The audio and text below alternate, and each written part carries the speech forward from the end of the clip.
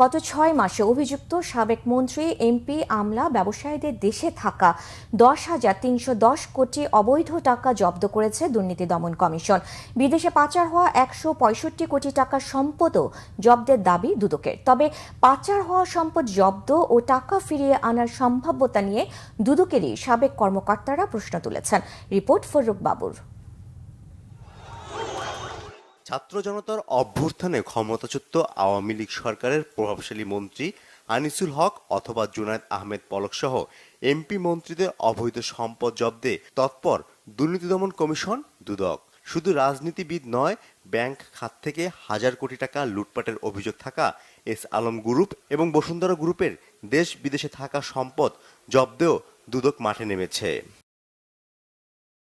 দুদকের তথ্য অনুযায়ী গেল ৬ মাসে ৭৪টি আদেশে দেশ থেকে স্থাবর অস্থাবর 10,310 কোটি টাকা ও বিদেশে পাচার হওয়া 165 কোটি টাকার সম্পদ জব্দের আদেশ দিয়েছে আদালত। যদিও বিদেশে থাকা সম্পদ জব্দের আদেশ বাস্তবায়ন নিয়ে সংশয়ে সংস্থাটির সাবেক এক মহাপরিচালক।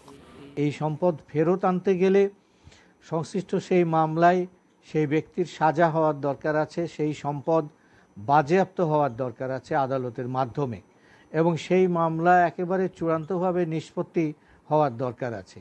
একদম হাইকোর্ট, আপিল বিভাগ এগুলো সব শেষ হওয়ার পরে তারপরে সেই বাজেয়াপ্তের আদেশ সংশ্লিষ্ট দেশে পাঠাতে হয়, এবং সেই দেশ যদি এটা কার্যকর করে তাহলেই সেই সম্পদ ফেরত আসতে পারে।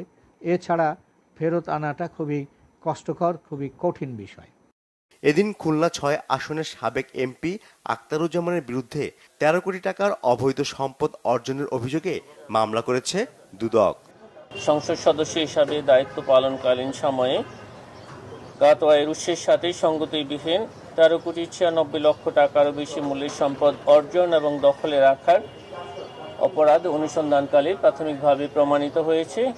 ঢাকা দক্ষিণ সিটি কর্পোরেশনের ৫৯ নম্বর ওয়ার্ডের সাবেক কাউন্সিলর আকাশ কুমার ভৌমিক সহ পরিবারের সদস্যদের বিরুদ্ধেও অবৈধ সম্পদ অর্জনের অপরাধে মামলা হয়েছে।